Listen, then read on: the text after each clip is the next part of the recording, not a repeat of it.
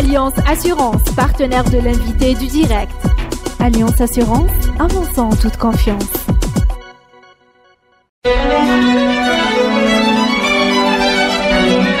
Pour bien s'entendre, il faut bien s'écouter. Rendez-vous sur M, la petite radio du Grand Maghreb. Amis auditeurs de Radio M, bonjour. Nous avons le plaisir d'accueillir dans l'invité du direct Abdelrahman Ben Khalfa, président du cabinet C3F, expert en finance, et ancien ministre des Finances. Abdelrahman Ben Khalfa, bonjour. Bonjour, merci de l'invitation, même si ça ressemble à un jury, mais... Merci d'être descendu à la place Odin chez nous à Radio M par cette belle journée de manifestation des étudiants à Alger Centre, où il fait toujours beau et où le pays vibre toujours. Et nous avons le plaisir d'être à proximité de ce théâtre de l'histoire. Nous allons l'histoire en parler en partie sous l'angle économique. Évidemment, là, il y a eu une polémique autour du financement non conventionnel cette semaine, qui a été déclenchée par une note de la Banque d'Algérie, éventée par la presse, notamment par Maghreb Émergent. Une note qui fait savoir que la Banque d'Algérie n'était pas d'accord avec ce procédé de financement. On rappelle que ce procédé a débouché en à peu près une année entre l'automne 2017 et l'automne 2018 à l'impression de 6555 milliards de dinars de papier, donc pour financer l'économie de manière non conventionnelle. Alors, ma question, c'est la première question, c'est est-ce que la Banque d'Algérie peut aujourd'hui dire qu'elle n'était pas d'accord, c'est ce qui est dit dans cette note, avec ce procédé alors qu'elle l'a exécuté? Merci de l'invitation. C'est une belle journée, d'autant plus qu'on teste notre citoyenneté. Vous savez que ce matin, tout le quartier est bouclé d'étudiants, c'est bien. J'avais eu le plaisir tout à l'heure. Ce sont les étudiants qui m'ont fait un corridor pour que je puisse sortir. C'est une marque importante. Ça me touche. Je les remercie du reste. Et donc, sortir pour arriver chez nous. Voilà. Parce que j'étais en voiture, on ne pouvait pas passer. Et donc, ils ont dit, non, celui-là, c'est un ministre, il fait partie de personne. Donc, c'est notre ami, c'est le professeur d'université, etc. C'est bien. Ça montre le niveau de civilisation, le niveau de doigté de cette génération. Financement non conventionnel, oui. Ce que la Banque d'Algérie vient d'exprimer par écrit, sans gouverneur du reste, c'est pour ça que on va en parler. C'est effectivement que ce choix est un choix inapproprié. Pourquoi maintenant, pourquoi pas avant, etc. Ça, nous sommes dans une période non seulement d'incertitude, mais une période où les uns et les autres se positionnent, les uns et les autres institutions, les uns et les autres hommes et femmes. Dans le cas présent, on a quand même noté pour nos amis auditeurs que nous sommes dans le cas où le gouverneur de la Banque d'Algérie a quitté sa fonction pour devenir ministre des Finances, M. Mohamed Loukal, et la note correspond au jour de son départ. Donc on peut imaginer que c'est lui qui explique pourquoi il n'aurait pas fallu faire cela. Alors la question c'est est-ce que c'est le principe qu'il aurait fallu éviter ou est-ce que c'est le montant ou le dérapage dans les montants? Parce que on était parti sur un financement contrôlé. Et on est à 6500 milliards de dinars. Les deux, même les trois. Le financement non conventionnel dans une économie non dynamique, avec des portefeuilles pleins, je vous disais, les portefeuilles des banques contiennent 10 000 milliards de dinars maintenant, avec des crédits qui sont bonifiés à 0%, des crédits qui sont des crédits subventionnés. Alors déjà, le portefeuille lui-même n'est pas extrêmement, il n'est pas faux, les gens en remboursent, mais il n'est pas conforme aux critères d'un portefeuille bancaire. Donc il est indirectement subventionné lui-même, le portefeuille. Et donc dans une économie non dynamique, une économie non productrice, alors revenir sur ça et rajouter un financement qui est un financement non adossé, parce qu'on dit ça, il n'est pas adossé, il est adossé. D'ailleurs, la Banque d'Algérie soulève un grand problème. Elle dit les banques ne viennent pas chez moi pour refinancer les crédits, alors qu'ils ont 10 000 milliards. Donc c'est pour ça que j'en ai appelé. Ne vient pas vers la Banque d'Algérie pour refinancer parce que c'est du mauvais papier et c'est des mauvaises créances et donc Non, c'est peut-être aussi parce que ce sont des crédits. Quand vous avez du crédit de Sonelgaz, du crédit ADL, du crédit SNTF, subventionné à dose importante, vous n'avez pas un équilibre, vous n'avez pas une profitabilité visible. C'est pour ça que je voulais à tout prix, moi, faire du ciblage de subventions. On peut expliquer, pour ne pas rester dans un brouillard technique par rapport à nos amis auditeurs, on veut élargir un petit peu l'audience de la compréhension, des crédits engagés avec Sonelgaz, avec la SNTF, etc., avec des taux bonifiés importants. Ça veut dire que les banques prêtent à des taux très bas, qui sont très en dessous du taux de l'inflation. De l'inflation. Donc, non seulement on va dire, elles font des crédits à perte. Et à charge pour le trésor public de compenser. Et deux, ils vendent à perte. La Sonelgaz achète, fabrique à 18, مثلا, et elle vend, parce qu'elle est obligée de vendre, vend à 5. La Sonatrach vend son baril de pétrole à l'extérieur à 70 aujourd'hui, et elle le vend ici à 13. D'accord. Les subventions faussent toutes. D'accord. Alors donc, et ça retentit sur les bilans, sur les bilans des banques, finalement. Non, les bilans peut-être qui font valoir, qui font apparaître, les bilans des banques font apparaître les taux réels. Parce que si le crédit coûte 6, il donne 2 et l'État lui donne 4. Mais l'État lui-même dans la situation au Trésor ne lui donne pas ça. Et donc vous avez c'est pour ça que j'ai dit moi à un moment donné, il faut un retour à la valeur, parce que le mécanisme lui-même est un peu faussé. Et le moyen, c'est que ce n'est pas du crédit qui a été mis dans les poches, non. C'est du crédit distribué avec des subventions très fortes de bout en bout, bonifié, qui fait que le financement est à la base un financement presque un financement subventionné. Donc, si on avait inclus cette précarité du système, peut-être qu'on n'aurait pas pensé à ajouter du quantitative easing, parce qu'il y a eu la réponse de dire on fait du quantitative easing sur une plateforme qui déjà n'est pas en mesure qui est déjà de dynamisme. Tout à fait. Et non seulement qui n'est pas en mesure de suivre. Et puis troisième chose importante, c'est qu'on a bougé l'article 45 sans limite. Oui, on a enlevé les règles prudentielles. On a enlevé 2 verrous. On a mis 5 ans, c'est beaucoup trop. Alors c'était un an avant. C'était 1 an. Et c'était 25% des recettes fiscales ordinaires. Et on a mis sans limite. Et c'est pour ça qu'on est arrivé à 6 000, vous savez, c'est 2 fois les recettes ordinaires annuelles. Oui. Et donc, il y a une responsabilité institutionnelle. Abdelrahman Moukhilfa, question directe. Au moment où on a décidé ça, on savait que ça allait se passer comme ça. On va s'en douter un petit peu. Au moment où le non conventionnel a été décidé par le gouvernement Yahya, on savait que ça allait se passer comme ça. Il y avait peu d'illusions. On savait, tout le monde a hué. Aujourd'hui, on parle des B. Maintenant, le Ba'et, on parlait de l'Aet. Beaucoup de gens disaient là.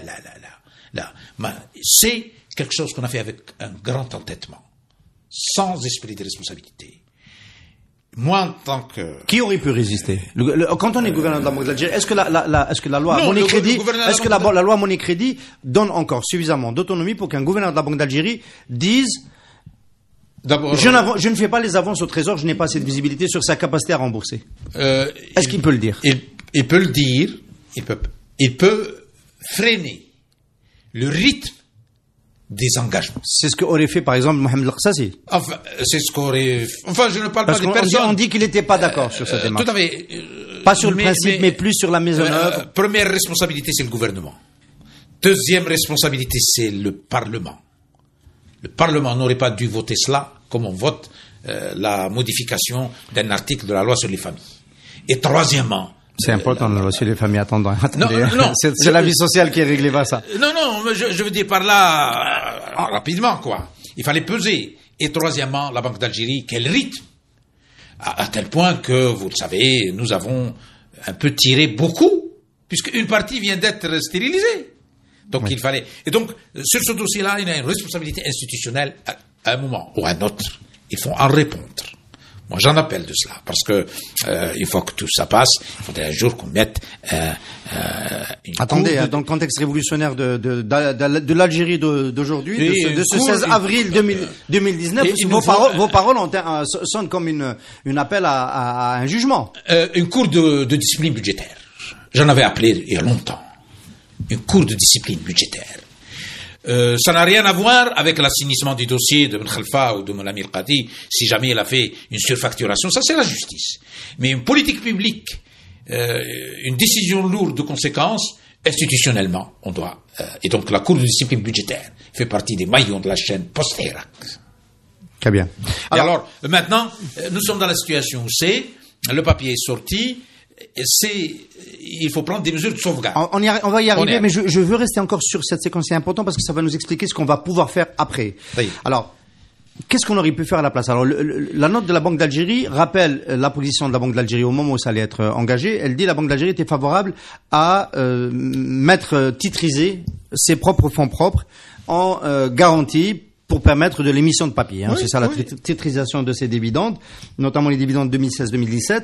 Et ce n'est pas cette option qui a été utilisée. C'est une option, j'ai fait mes calculs, qui aurait permis d'avoir à peu près 2500 milliards de dinars. C'est exactement le déficit. Voilà. Pourquoi on n'a pas utilisé cette option? Enfin, il y a pas que ça. Il y a tout ce qu'on appelle, nous, les ressources alternatives. Il fallait pas augmenter le budget de façon démesurée. On va y arriver. Mais déjà financer les déficits de 2015 et 2016. Déjà, ça se sont accumulés. Vous vous rappelez, on avait fait un train budgétaire durant les années 2015 et 2016 qui ne devait pas permettre au pays d'aller au-delà de 6 000 parce qu'on rentrait, tournait autour de 5 500.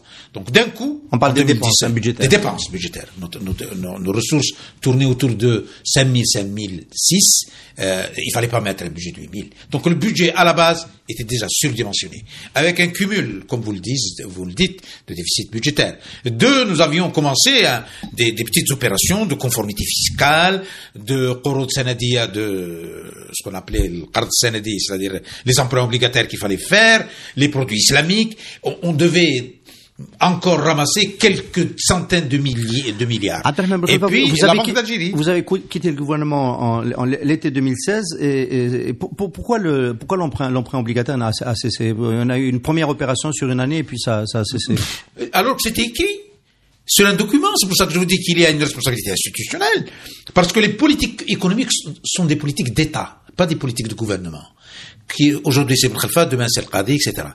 Sur cela, nous avions un nouveau modèle de financement de l'économie, avec une stratégie à laquelle j'ai contribué en écrivant, en disant sortie progressive du budget, implementation d'un nouveau système, d'un nouveau modèle dans lequel il y avait l'inclusion fiscale et financière interne, l'attractivité des investissements directs étrangers en aménageant le régime de change, l'introduction d'un décret dans lequel il y avait un brouillon du décret PPP, partenariat public-privé national ou international, et mobilisation des autres instruments de la Banque d'Algérie qui sont l'open market, le réescompte, plus même vous parlez de la titrisation. Tout ça, c'était un package, une huzma, souvent je parle de la huzma, qui devait se poursuivre, que ce soit moi aujourd'hui ou demain vous.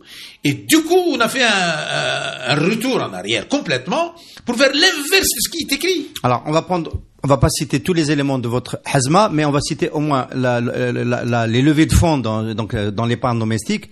Est-ce que il y a une critique qui a été faite à votre démarche, de dire en fait vous faites un emprunt national, vous essayez de mobiliser de l'épargne domestique, mais en fait c'est un peu les dépôts à vue des entreprises publiques ou des entreprises privées qui sont déjà dans le circuit. Vous reprenez aux banques la trésorerie que vous mettez dans l'emprunt. C'est pas de l'argent qui vient de l'économie ou qui vient notamment de la partie parallèle de l'économie. On avait sur les 500 milliards, on avait 100 au moins qui venaient de particuliers, de commerçants qui avaient des épargnes, mais ça commence toujours comme ça. Je vous rappelle que le Qard Sanadi, c'était le premier après 25 ans. Donc les gens avaient perdu. Et c'est pour ça que moi je voulais, le gouvernement et moi-même, je voulais en même temps habituer les gens avec ce Qard Sanadi qui devait revenir. Et en plus, on devait faire d'autres qurud sanadi, d'autres emprunts obligataires, avec des modes différents, avec des taux pas fixes, variables, avec une tonalité, j'allais dire, avec une forme de sukuk islamique. Parce que beaucoup de gens ne voulaient pas, parce qu'il y avait dedans de la rémunération. De la rémunération, ils considéraient que c'était d'autant plus que c'était de la rémunération fixe. Donc on devait passer à la rémunération variable, et puis à des formes de sukuk interne, et tout ça pouvait nous faire mobiliser 1000, 1500, 2000. En tous les cas, c'est la huzma. On ne prend jamais un seul canal. Et donc on a abarré tout ça. On a dégelé tous les projets. On a remis un budget qui est un budget d'aisance, 8500 milliards. C'est lorsque le pétrole était à 120 qu'on avait des budgets à 8000 milliards. Et puis, on a libéré. Donc ça, l'essentiel, c'est que c'est une fausse réponse à une vraie question. Quelles sont les responsabilités? Moi, j'en appelle à ce qu'à un moment ou à un autre, il faudrait qu'on l'approche. La Cour des comptes devrait mettre un, et puis la Cour de discipline budgétaire devrait un jour en parler aux responsables.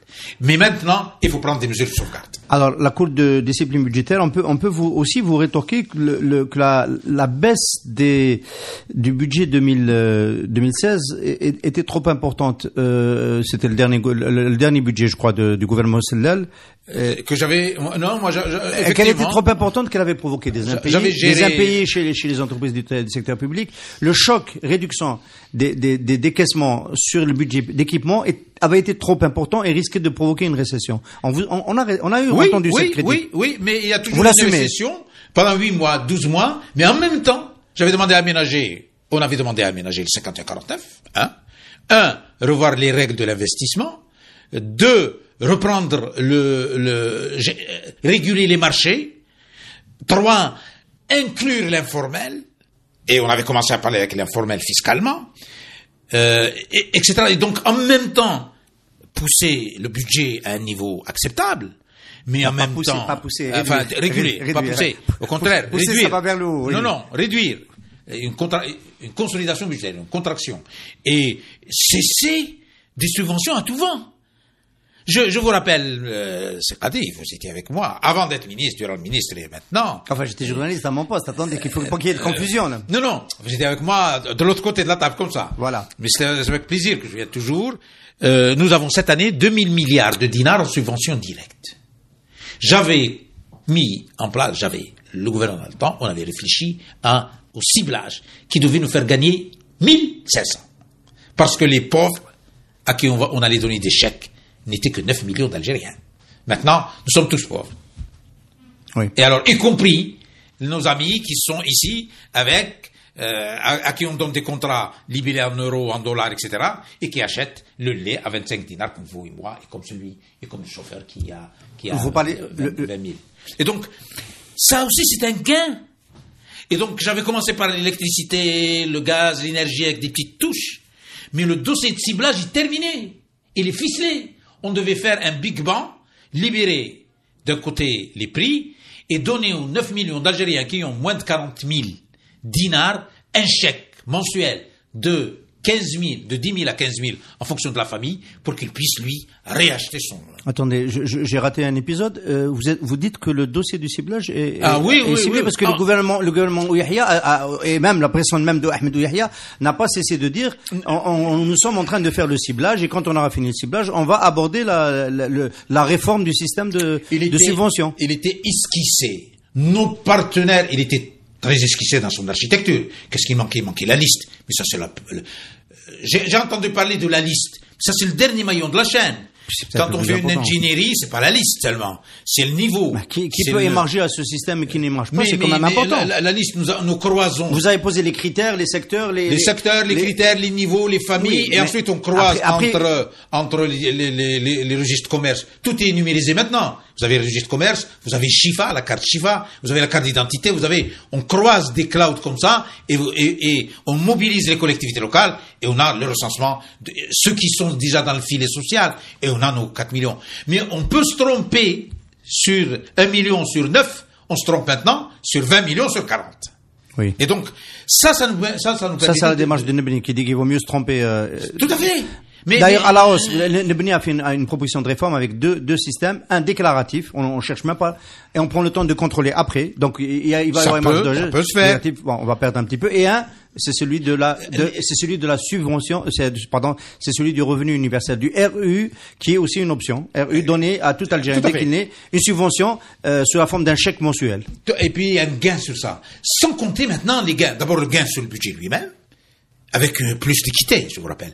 Mais un gain sur l'attractivité qu'on faisait à la fois pour les gens qui sont en Algérie, et les fonds qui ne sont pas bancarisés parce que les uns ont peur de riba, parce que les autres ont peur, parce que je devais en même temps un peu revoir le système fiscal lui-même.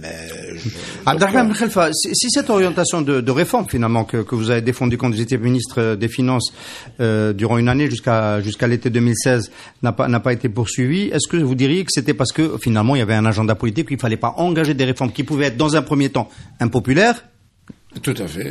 Et qui risquaient donc de rendre compliquée la réélection de M. Bouteflika? Je pense Est-ce que c'était pas ça finalement? Ça s'est joué au niveau de la volonté politique. Non, je pense que le risque social était amplifié. Exagéré.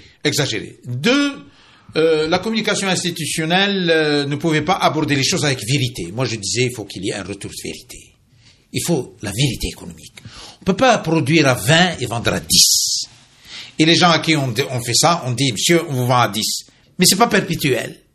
Et il y avait un langage de vérité. Nos variables économiques eux-mêmes, les rapports n'étaient pas aussi précis. Et enfin, il y avait effectivement une volonté de ne pas aborder les dossiers structurels.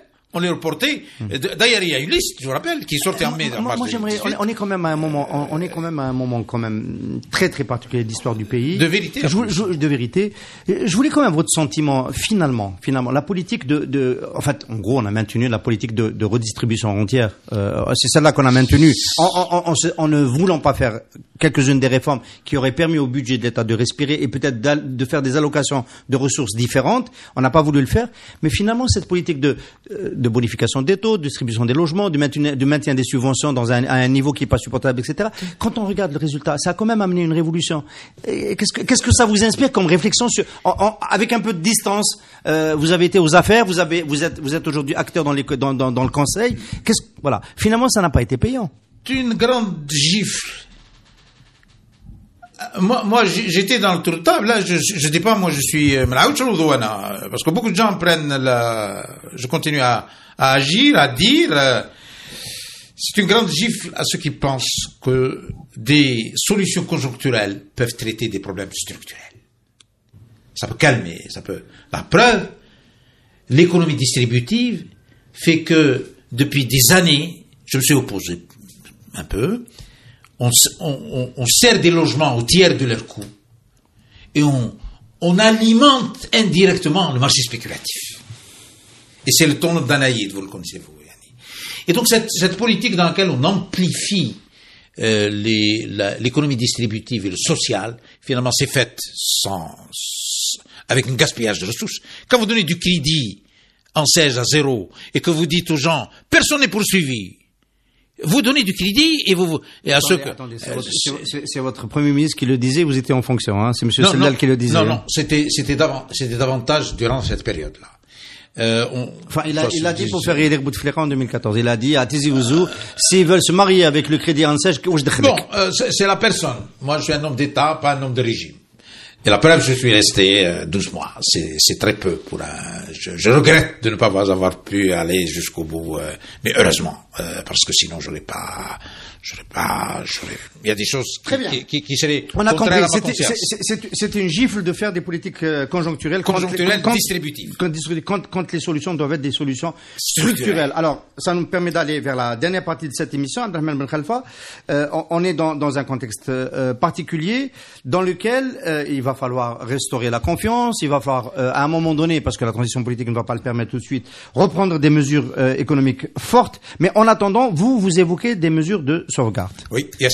Moi, je dis, et ce matin j'allais le dire, malheureusement, je suis pas... Heureusement pour nous, on vous retrouve très frais aujourd'hui à l'invité du direct. Voilà, vous êtes en forme. Alors, 1, mesure de sauvegarde. 2, mesures structurelles juste après la stabilisation. Alors, dans les mesures de sauvegarde, vous avez 3 choses essentielles. Sauvegarder, ça veut dire qu'il ne faut pas que cette période de Hirak, de transition, doit nous faire gagner. Si ça ne doit pas nous faire gagner, qu'elle ne nous fasse pas perdre. Il ne faut pas qu'il y ait de perdre. 1, rapidement traiter le financement non conventionnel, notamment le reliquat qui n'a pas été, qui est encore gelé, pour savoir si on maintient le rythme ou alors on cesse. Bon, il se trouve que ce Mohamed Loukal va être dans une situation pénible parce que c'est lui qui était d'un côté de la table, il est maintenant de l'autre côté de la table parce que c'est le ministre des Finances qui rembourse la Banque d'Algérie. Voilà, je veux dire, c'est lui maintenant, c'est à lui que pèse l'obligation de rembourser. C'est comme l'avocat qui devient le magistrat. Oui. Alors, bon, mais pour indépendant des hommes et des femmes, j'aime pas beaucoup. Alors je vous pose la question quand même. Hein. est-ce que vous pensez que le gouvernement est en édite avec 2500 milliards de dinars qui n'ont pas encore été utilisés, qui sont quand même logés sur des comptes où ils peuvent être utilisés, FMI, ils peuvent être logés, oui. Ils sont pas encore stérilisés. Les donneurs d'ordre aujourd'hui ne sont pas ni à la Banque d'Algérie ni au Trésor. Ils sont chez les entités qui ont bénéficié. Tout à fait. Ce sont des possibilités de financement qui n'ont pas été injectées. Qui n'ont pas encore été. Il faut les geler complètement. Et quel ingénierie prendre?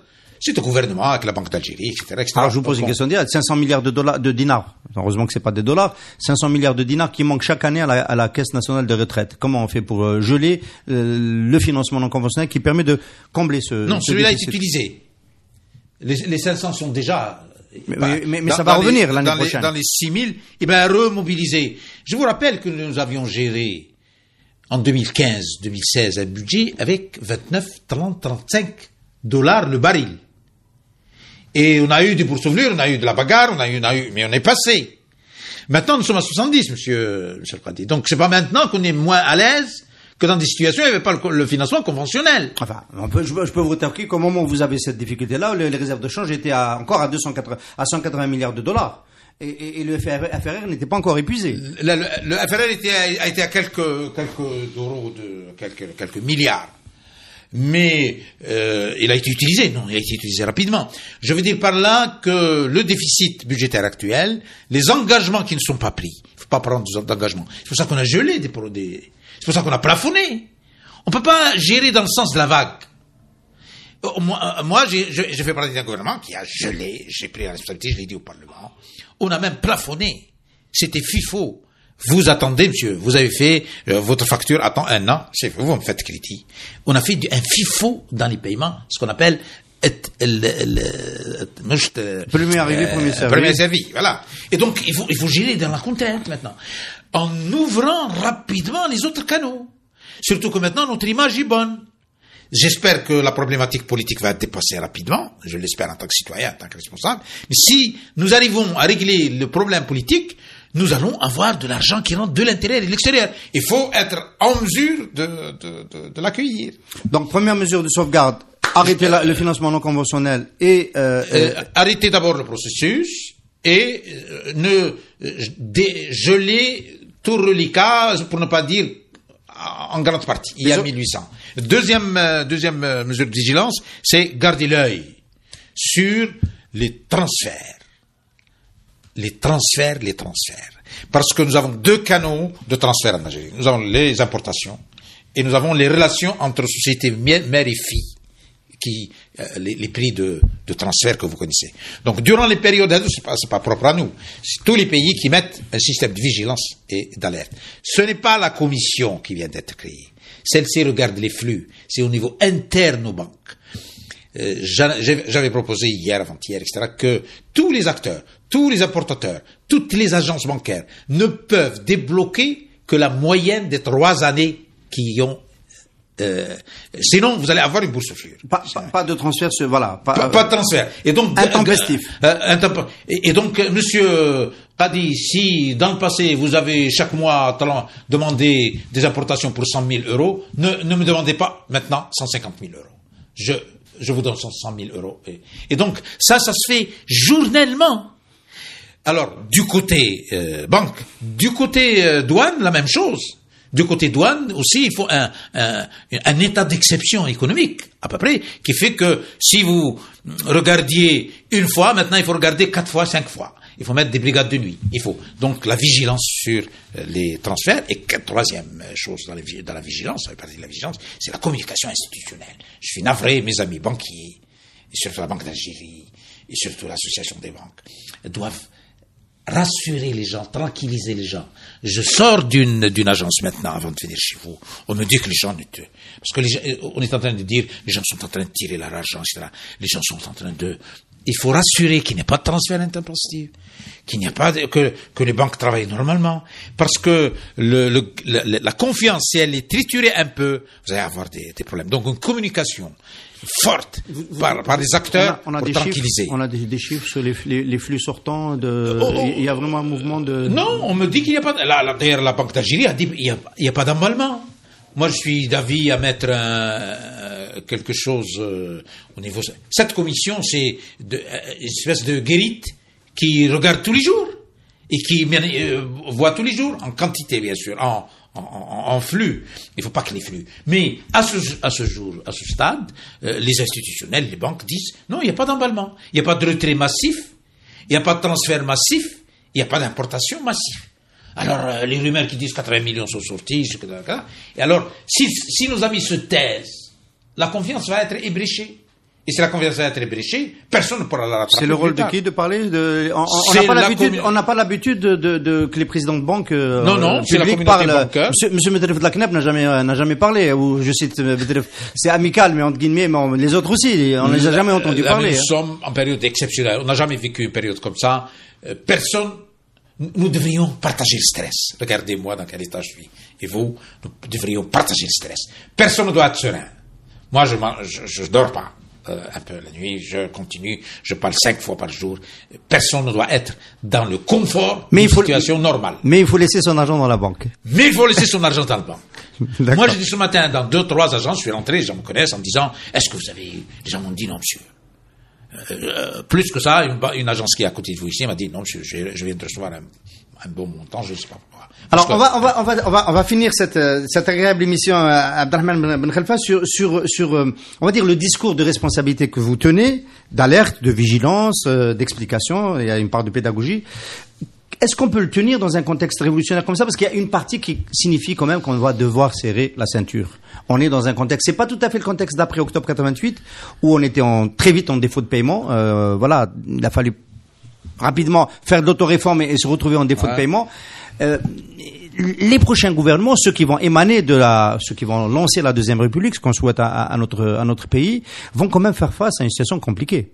Compliquée, pas sur les genoux. Je vous le disais à l'entrée, par rapport à tous les pays qui ont connu des transitions, aussi bien des pays en Amérique latine, aussi bien des pays en Afrique, dans le monde arabe, à côté de nous, après, plus loin que nous, tous les pays qui ont fait une transition sont partis sur les genoux, avec 1 mois, 2 mois, 3 mois avec un niveau d'endettement très fort. 2 mois, 3 mois de capacité d'importation. Capacité d'importation. Nous ne partons pas comme ça. Nous avons à peine 60%, je pense, du PIB qui est un endettement. Et encore, il y a une partie qui a pesé. C'est moi qui ai pris la responsabilité parce que c'était le Ard Senadi qui a gonflé un peu l'endettement. Mais tant mieux, c'est un endettement sain. Nous avons quand même 2 mois. C'est un endettement sain, mais on a vu que une partie des financements non conventionnels allait servir à rembourser cet emprunt. Ça ne devait pas.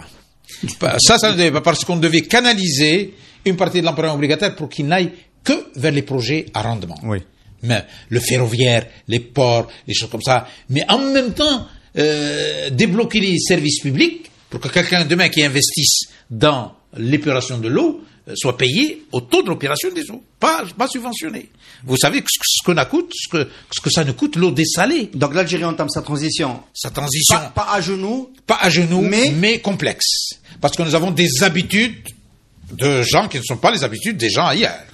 Nous avons un rythme de consommation important. Et donc nous avons quand même un petit répit. Mais nous avons des dossiers dogmatiques qui sont bloqués. Il y en a 15, je peux vous les donner un jour, qui sont étudiés. Je parle du régime de change, je parle de l'attractivité, je parle de la gestion des exportations. Il y a beaucoup de dossiers qui sont finis. Il faut une étincelle politique. Donc, nous partons pas sur les genoux, mais nous partons avec des dossiers complexes.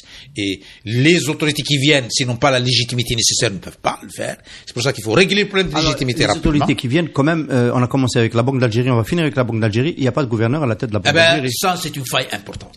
Moi, j'en appelle de tous mes voeux pour que le Conseil constitutionnel, son président vient de partir, vous me l'avez dit, le Conseil d'État puisse émettre une fatwa rapidement pour permettre aux autorités existantes de nommer un gouverneur. Parce que dans les transitions, le gouvernement gère les affaires courantes. Mais la pérennité de l'État, c'est la Banque d'Algérie. À commencer par la gestion de ce grand problème de compassion. Donc, je souhaite qu'un gouverneur soit installé. Même si on va ébrécher un peu le formalisme juridique. Mais il faut mettre un homme à la tête de la Banque d'Algérie. Abdelrahman Ben Khelfa, merci beaucoup d'avoir été notre invité. Merci. Inch'Allah khair. Amin. Alliance Assurance, partenaire de l'invité du direct. Alliance Assurance, avançant en toute confiance.